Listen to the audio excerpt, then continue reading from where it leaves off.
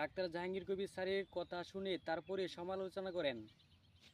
ওরে ব্যস্তরা, ওরে যারা সময় নেই, হ্যাঁ বেড়ানোর সময় নেই, খালি টাকা কামাবো আর কত কামাবা, কবরে টাকা নিতে পারবা? একটু ঘুরে ফিরে আসো, বেড়াই চলো, একটু ঘুরে দেখি, এই পৃথিবীটাকে দেখি, একটু রিল্যাক্স হও।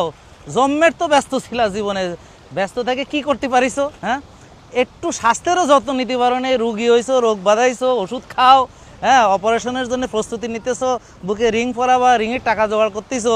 তো এনদে কয়টা টাকা খরচ করে একটু মাঝে মাঝে বেড়াতে আসলি শরীরটা ভালো থাকবে, এটা হচ্ছে বলতে চাচ্ছি। তো সময় জীবনে পাবা না, সময় চলে যাবে, টাকা কবরে নিতে পারবা না, পরে টাকা উপভোগও করতে পারবা না।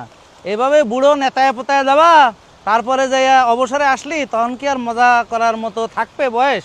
একটু বোঝার চেষ্টা করো, একটু বেড়াও, ঘোরো, ওই কয়টা দিন একটু সবুর করো, আস্তে আস্তে বড় লোক হও, বুঝছো? এত তাড়াতাড়ি বাড়তে যাও না, পরে নেতায় পোতায় পড়ে যাবা। একটু বেড়াও বেড়াও বেড়াও, হ্যাঁ একটু বেড়াও, হ্যাঁ।